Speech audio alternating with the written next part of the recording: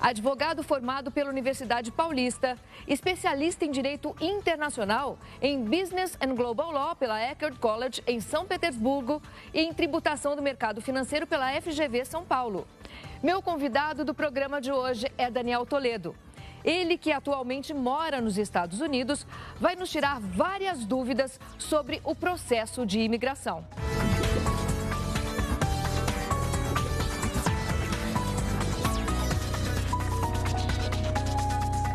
Daniel, vamos tirar as dúvidas dos nossos telespectadores. Quais são os procedimentos para tirar o visto norte-americano? E bem-vindo ao Cartão de Visita. Agradeço a oportunidade de vocês. Para mim é um prazer imenso estar aqui. Primeiro, existem diversos tipos de vistos. A pessoa primeiro precisa saber o que ela quer. Ela quer ir para os Estados Unidos de uma forma temporária, ela quer ir a turismo, ela quer ir a negócios, ela quer para morar. Ela quer só investir nos Estados Unidos, ela quer ganhar dinheiro com algum tipo de investimento nos Estados Unidos. Ela precisa primeiro ter esse painel definido na cabeça dela e nos planos de ação dela. Primeiro caminho que ela deve fazer, consultar alguém que tenha conhecimento técnico e profissional para poder orientá-la. Qual é o melhor visto, qual é o melhor caminho e quais são os documentos necessários para ela chegar naquele objetivo que ela busca. Eu vou até aproveitar, porque hoje em dia tem muita gente buscando oportunidade nos Estados Unidos. Sim, não é o que a gente percebe, não é? É que tem essa característica de país de primeiro mundo, então muita gente busca construir a sua vida nos Estados Unidos. Certo. Como a pessoa deve proceder nesse caso específico? Primeiro, se ela quer ir morar nos Estados Unidos, ela tem que analisar alguns outros fatores, né? A gente precisa pensar em algumas situações. Primeiro, o perfil dela. Ele é um empreendedor? Ele tem uma empresa no Brasil? A gente abre um leque de vistos para quem tem empresa. Não, ele não tem empresa no Brasil. Acontece muito conosco de funcionários públicos, né? Ou aquele jeitinho que acontece sempre no Brasil de contratar pessoas através de PJ para uma redução tributária. Então, ele não tem uma empresa com funcionários, ele não tem um faturamento, venda de mercadorias, ele é um prestador de serviços. Isso já exclui alguns outros tipos de vistos, mas pode ser que ele tenha uma cidadania de um outro país, que tenha tratado de navegação comércio com os Estados Unidos, por exemplo, então já se encaixaria num visto E2. No caso da cidadania italiana, por exemplo, é uma dúvida e gostaria que você esclarecesse, porque muita gente aqui no Brasil tem a cidadania italiana. Nós fazemos muitos vistos aqui no Brasil, de vistos E2, para pessoas que são descendentes de cidadãos italianos. Certo. Na verdade, salvo uma exceção, que é Portugal, os demais países da Europa fazem parte desse tratado de navegação e comércio com os Estados Unidos. Consequentemente, eles fazem jus à aplicação do visto E2, que é um visto que requer um investimento relativamente baixo, né? Eu costumo sugerir, a lei não prescreve um investimento específico, um valor específico, mas eu costumo sugerir para os nossos clientes algo em torno de 120 a 150 mil dólares e ele faz a aplicação desse visto, faz o investimento, faz a aplicação desse visto e com o visto aprovado ele se muda para os Estados Unidos. E que tipo de negócio ele consegue com esse valor, 150, 200 mil dólares? Muitos. As pessoas acham que montar um negócio nos Estados Unidos custa muito caro. Existe um mito muito grande em cima do EB5, né? Que agora vai mudar. Você é a primeira pessoa que está sabendo aqui no Brasil. Eu falei ontem isso, informação oficial, isso, o EB5 agora, a partir do dia 26, vai mudar. Na verdade, ele vai mudar no dia 24 é sábado, 26 ele vai mudar para um valor que praticamente dobra o valor atual. Finalmente mudou. As pessoas acham que qualquer coisa para morar nos Estados Unidos precisa ter 500 mil dólares. Isso não é verdade. Isso é um tipo de visto, que é um visto de investidor, que ele não investe 500 mil dólares num negócio dele, ele investe 500 mil dólares num projeto aprovado pelo governo, pela imigração, que vai conceder, mediante geração de empregos, impostos, trabalho, desenvolvimento regional... Um número específico de funcionários, inclusive, existe 10 para cada 500 mil. Certo. Ele concede o green card para essa pessoa, tá? Mas esse é um visto, existem outros, muitos. Então, um L1, por exemplo, ele vai requerer também em torno de 120 mil dólares, um E2, ele vai requerer em torno de 120 a 150 mil dólares, são perfis totalmente distintos. E com 120 mil dólares, vou dar um exemplo, nós montamos um salão de beleza recentemente, numa cidade próxima de Miami, nós gastamos 70 mil dólares. ainda sobrou aí 50 mil de cash flow, de fluxo de caixa. E nesse caso, existe um número de funcionários exigido, não? Eu gosto sempre de dizer para as pessoas que não existe um número mínimo. Eu não gosto desse termo mínimo, eu gosto do termo necessário. Tá? Se você abre um salão de beleza, por exemplo, o que é necessário para uma operação num salão de beleza? Um caixa, talvez uma secretária, 3 cabeleireiras, uma manicure, 5, 6 pessoas, né? Mas se você for abrir uma prestação de serviço de contabilidade, você precisa do quê? Uma secretária, você que é o CPA, é o contador, talvez mais um ajudante, né? Nós estamos falando de 2 pessoas contratadas. Quer dizer, e uma depende da necessidade do negócio. Do negócio. Então, é a necessidade do negócio, não existe um mínimo. Entendo. Porque na hora que a imigração vai fazer a análise, o corpo consular vai fazer a análise do seu processo, ele vai querer ver se aquela estrutura que você tem é suficiente para o negócio progredir. Nesse ponto, eles são muito corretos. Muito corretos e muito restritivos. A gente já viu situações em que eles realmente não buscam o mínimo. Qual é o mínimo? É 10? Não, põe 11. Porque ele vai ver que você realmente está indo para lá para acertar e não para economizar. E o que mudou depois de Donald Trump nos Estados Unidos? Muito. Eu vou falar Estados Unidos e vou falar Brasil também. Estados Unidos, o Donald Trump, ele começou, o que eu particularmente não concordo, né? Mas ele começou a legislar através de decretos presidenciais. Então, ele escrevia decretos, chegou na minha mão de 904 páginas. Imagina você receber, você é um profissional, tá? Vamos dizer, você trabalha com AILA, por exemplo, que é a Associação dos Advogados de Imigração nos Estados Unidos. O AILA recebe um decreto presidencial de 904 páginas. Ele quer entrar com uma resposta em relação a isso. Eu não vou usar termos jurídicos para as pessoas também, para ficar fácil de entender. Claro. Mas vamos dizer, ele quer entrar com alguma coisa para derrubar aquela ordem presidencial. Quanto tempo você perde para ler 904 páginas e marcar com detalhes cada uma das falhas, aplicar a lei a isso, escrever essa petição, protocolar na Suprema Corte? A Suprema Corte não vai ler só as 904, vai ler 904 mais a sua petição, mais a da defesa. Então, você coloca um processo gigantesco. Quanto tempo demora-se para ler e se decidir alguma coisa nesse sentido? Nesse tempo, está valendo a lei. Entendeu? Então, o Trump, ele usou esse artifício em muitas situações para literalmente legislar e fazer o que ele precisava fazer. Algumas coisas de uma forma muito correta, muito oportuna, que realmente precisava passar uma régua numa determinada situação, outras um pouco abusadas e abusivas, que acabaram criando alguns atritos dentro dos Estados Unidos, criaram... Aqui, principalmente no Brasil, a gente percebeu, os consulados, eles ficaram completamente perdidos e não sabiam mais o que decidir, né? Eles não sabiam se eles aceitavam, se eles negavam, porque... Acredito que devem ter procurado muito a sua ajuda, por exemplo, nessa época. Absurdamente, né? O brasileiro, eu acho que... caiu a ficha dele de que no Brasil não precisa só mudar um presidente. Não é o simples fato de se mudar um presidente. É todo um fato cultural. A gente precisa mudar muita coisa. É cultural. Não é só trocar todos os políticos. Se a gente trocar amanhã todos os políticos e não mudar a cultura de uma forma geral... as coisas vão continuar do mesmo jeito. E engraçado que as pessoas querem ir para outros países, mas... fazem a mesma coisa. Exatamente, com a mesma cultura. Então, não são pessoas bem-vindas, né? Nesse caso. Exato.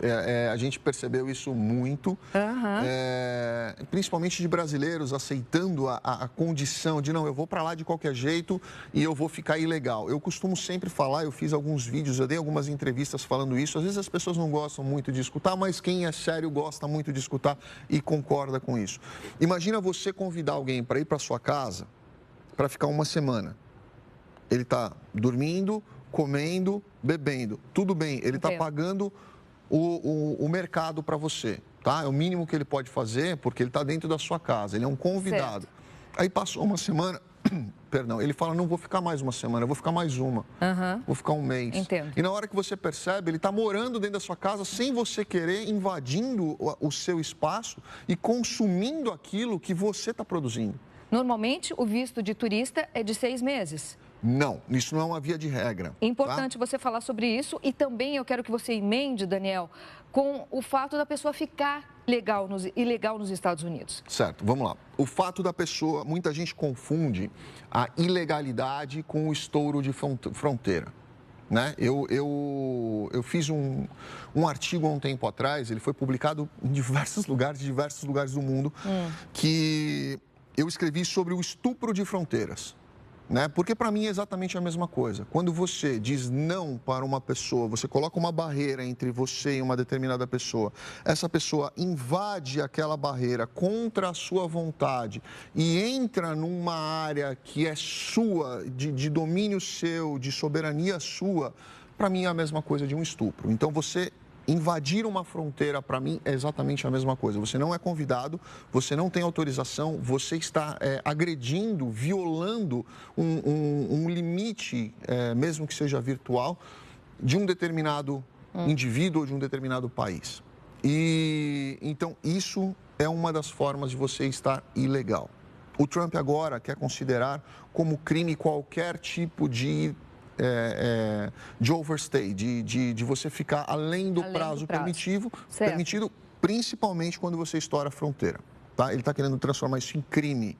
Não está aprovado, nem sequer está votado, mas está escrito. E no caso de se transformar em crime, o que poderia acontecer com essa pessoa? Em vez de você ser deportado, primeiro você pega cadeia, depois você é deportado. Triste. E não pode mais voltar para lá.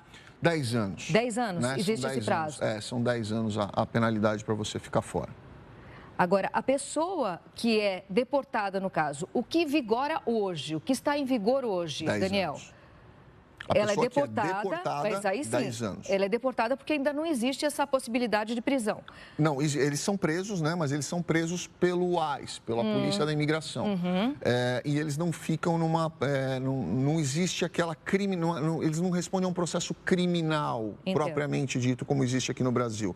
Eles respondem a um processo de deportação por ficarem overstay ou por invadirem fronteira. E quais as suas dificuldades? Você começou a morar nos Estados Unidos há quanto tempo, mais ou menos? Eu já tenho empresa nos Estados Unidos há 13 anos. Fez 13 anos agora, em dezembro. E qual foi a primeira dificuldade que você encarou? Brasileiros. Mesmo? Mesmo. Os grandes problemas que eu tive nos Estados Unidos, todos eles foram relacionados a brasileiros. Tipo, todos. Por exemplo? Tipo, você confia numa pessoa, uma pessoa deixa um dinheiro com ela, a pessoa desaparece. Quando você começa a crescer um pouquinho mais, você começa a se destacar um pouquinho mais... o seu concorrente, geralmente, ele se sente incomodado e ao invés dele melhorar a forma de atuação dele, para ele oferecer mais para o cliente dele, para ele estudar mais, para ele ter mais graduação, mais estudo, ele tenta diminuir você. Então, isso foi, sem dúvida nenhuma, foram as maiores dificuldades que eu tive nos Estados Unidos. Já que você citou empreendedorismo, eu quero saber o que significa essa jornada empreendedora e, aliás, a sua participação também. Como você vai participar lá na Flórida? Conta pra gente. Bacana. A jornada vai acontecer em Orlando, agora na próxima semana. Certo. E ela foi criada por duas pessoas que eu admiro bastante. Uma delas é o Anderson Ramos, meu amigo, meu sócio, meu parceiro, uma pessoa que eu admiro demais pela competência dele, pelo empreendedorismo dele. Aprendo demais, porque ele é uma pessoa extremamente agressiva nos negócios e um super parceiro comercial. A jornada vai trazer uma série de informações para quem quer morar ou investir nos Estados Unidos. Eu não sei se eu vou conseguir estar lá todos os dias, eu estarei lá pelo menos um dia, mas meu sócio, André Linhares, que é advogado também, vai estar lá, vai fazer palestras, vai informar sobre tudo que as pessoas puderem fazer. Tem diversos painéis de pessoas extremamente conhecidas, o Shinyashi que vai estar lá, o Flávio Augusto vai estar lá, vai ter um monte de gente muito conhecida dando palestras e falando sobre o empreendimento internacional.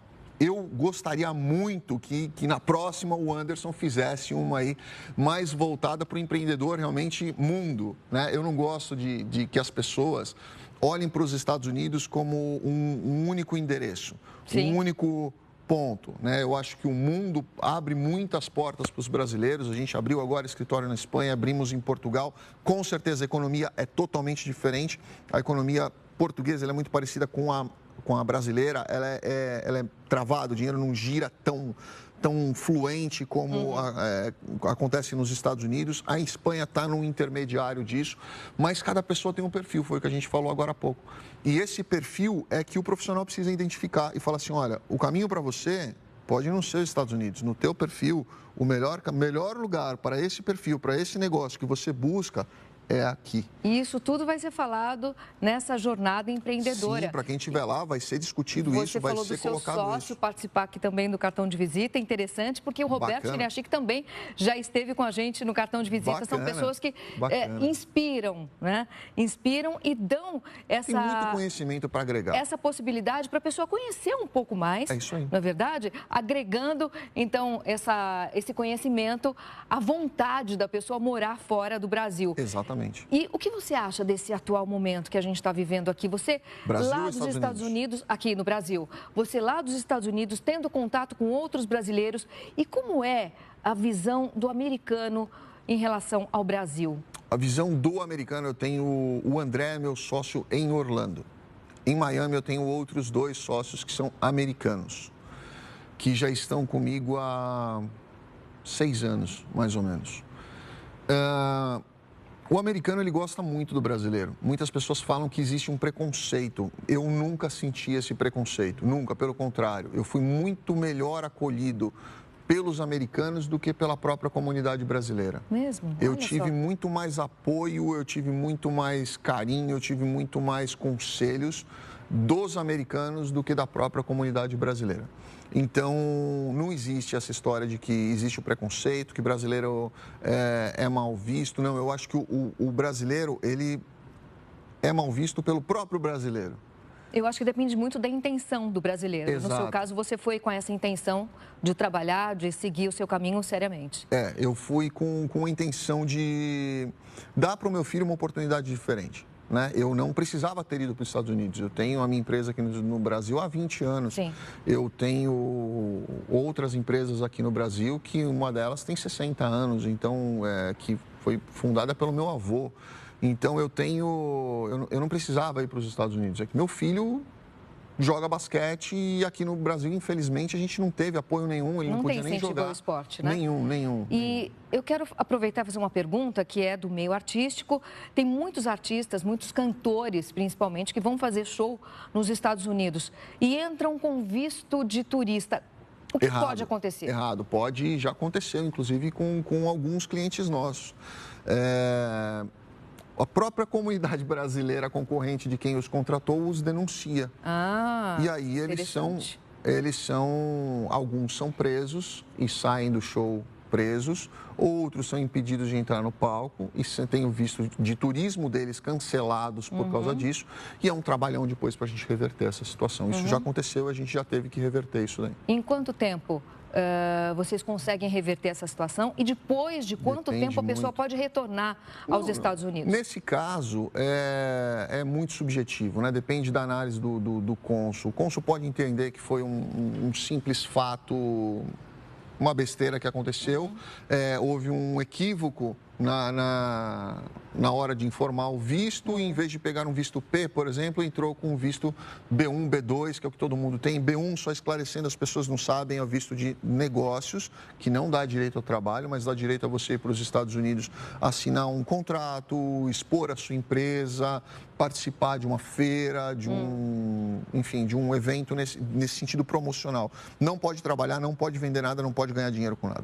E o B2 é o visto de turismo, especificamente para turismo. Muitas pessoas perguntam, poxa, mas se eu tiver um visto de turismo, eu posso morar nos Estados Unidos por 6 meses? Se a agente da imigração, na hora que você entrar, te der 6 meses, pode. Pode trabalhar? Jamais. Não. Tá? Ela pode dar menos pode, do que já 6 aconteceu meses, de darem para um cliente meu 7 dias. Sim, 7 dias? E no caso de estudante, mais uma uma dúvida também. Bacana. No caso de estudante, ele sai daqui com um visto F estampado. Visto F. Exato. Muito bem. Sai daqui com o visto F estampado, o titular do visto geralmente é o marido ou a mulher, sai com o F1. O cônjuge e filhos menores de 21, existe uma discussão aí 18, 21, mas é 21. Solteiros não emancipados pegam o F2. E no caso de intercâmbio, como é que funciona isso? Mesma coisa, o mesmo visto F. O mesmo visto F. Quer dizer, existem várias possibilidades de visto. É importante que a pessoa realmente faça uma pesquisa para saber que tipo de visto ela precisa para ir aos Estados Unidos. Esse é o problema. Existe muita informação equivocada, concedida por pessoas que não têm qualquer conhecimento técnico profissional e muito menos licença para poder falar sobre visto.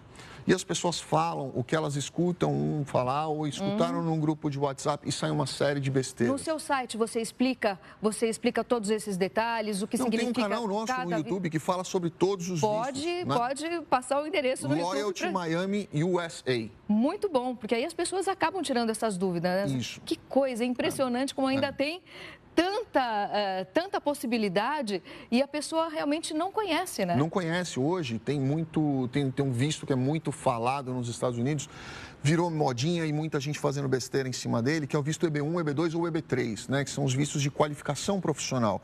EB1, uma qualificação muito mais alta, um reconhecimento internacional, um EB2, uma qualificação profissional num nível de graduação, mestrado, doutorado, uma pós-graduação, uma coisa nesse sentido, com pelo menos aí 10, 15 anos de experiência.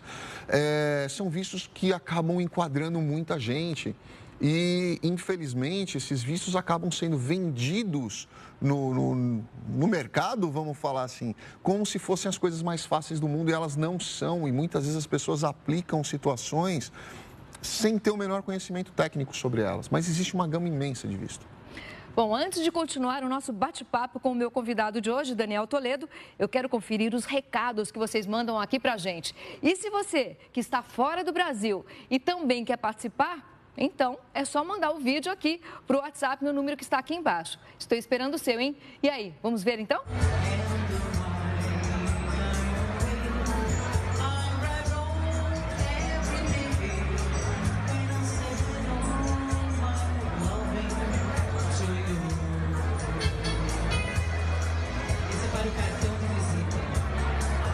Alô, pessoal do Cartão de Visita, Gotinão aqui na área. Estou muito feliz de falar com vocês, porque estou sempre ligado, sempre assistindo entrevistas especiais.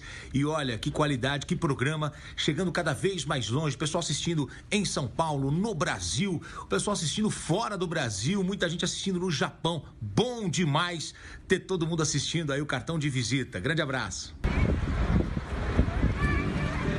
Para o Cartão de Visita. Eu quero lembrar que o cartão de visita tem o apoio da Dentifix Implantes, EPD Escola Paulista de Direito, Record Internacional e os portais R7 e cartãodevisita.com.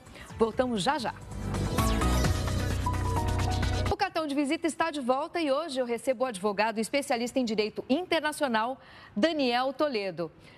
Daniel, qual é o melhor estado do país norte-americano para se viver? Qual é, na sua opinião? É o que você vive? É difícil.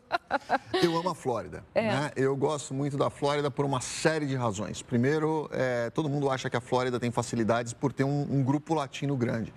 Onde eu moro não tem esse grupo latino, então não foi por isso que eu fui para lá. Eu fui para lá porque, dentro do que eu tinha como planejamento para minha empresa, eu precisava de acessos para portos, acessos para aeroportos, proximidade de deslocamento para qualquer lugar do mundo. E se você olhar, Miami ela está localizada numa coordenada geográfica muito fácil para ir para qualquer lugar do mundo. Eu estou a basicamente 8, 9 horas dos principais pontos onde eu tenho negócios. Então, para mim, eu saio às 8 da noite, eu chego no dia seguinte de manhã cedinho, consigo trabalhar o dia inteiro, volto e estou no outro dia de manhã cedinho de volta em casa. Então, para mim, foi uma coisa muito fácil escolher, né? Na questão geográfica mesmo. Mas muitas pessoas gostam do norte dos Estados Unidos. Mas e o clima da Flórida também, né? Então. O clima da Flórida é muito parecido com o nosso. Muito parecido com o Brasil. Com a diferença que lá tem ar-condicionado em todo lugar, né? Pelo amor de Deus, aqui eu passo um calorão quando eu venho. É muito parecido com o clima, é calor praticamente o ano inteiro. Aqui em São Paulo, eu vivi 28 anos em São Paulo, estou com 43, então mais da metade da minha vida eu tive em São Paulo. Aqui em São Paulo você tem épocas de frio, Miami não. Miami a gente pega 4, 5 dias de frio assim 11 graus, e não mais do que isso. No dia seguinte já está 28, depois sobe para 30 e assim permanece o ano inteiro. Então tem gente que gosta mais de frio, então eles costumam ir mais para o norte, ou quando ele pensa em business, né, ele pensa no negócio dele, é melhor ele estar no norte, de repente com uma fronteira com o Canadá, ele vai querer fazer uma distribuição para um outro país, ele vai querer trabalhar de uma forma mais agressiva. Você começou a falar do norte do país. É isso. Norte tem a questão do frio. Sim. Porém, ele tem a fronteira com o Canadá. Quando você fala em pegar uma fronteira de um determinado país, você tem a facilidade da exportação do seu produto. Foi por isso que você citou o norte. Foi por isso que eu citei o norte. Às vezes as pessoas escolhem o centro, né? Tem muita gente gostando do Texas. Eu adoro o Texas, amo o Texas. O Texas, na questão logística, é sensacional. Se você pensar em colocar uma distribuidora de alguma coisa no Texas, para mim não existe lugar melhor, porque o Texas você consegue abastecer os Estados Unidos inteiro, tem porto, e você consegue chegar com a mercadoria e distribuir essa mercadoria de uma forma muito rápida. Então, mas para o meu negócio, a melhor ponto foi realmente Miami. Amo, de paixão. Qual foi a dificuldade que você teve, não lá nos Estados Unidos, a dificuldade para se desligar do Brasil quando você chegou nos Estados Unidos? Qual foi? Saudade da família, saudade dos amigos, saudade da vida que você levava aqui? Eu ganhei a guarda do meu filho quando ele tinha 2 anos de idade. Eu me separei e fiquei com a guarda dele, ou seja, eu estou com ele há 11 anos. Fomos sempre nós dois, sozinhos, né? Então minha família mora em outro estado, São Paulo sempre fui eu, o Rafa e minha empresa, sempre foi isso. E então assim eu não tive dificuldade nenhuma de tomar uma decisão. Primeiro porque eu já tinha empresa nos Estados Unidos, fluindo e girando negócios há 7 anos naquela época. Eu já tinha um pezinho lá, o que não quer dizer que não foi fácil, não foi mesmo, uma mudança é sempre difícil, mas a gente se adaptou de uma forma muito bacana. Hoje o Rafa está totalmente adaptado, graças a Deus. A vida dele é inteira lá, a gente tem tudo que a gente construiu e plantou e semeou foi com um enraizamento lá.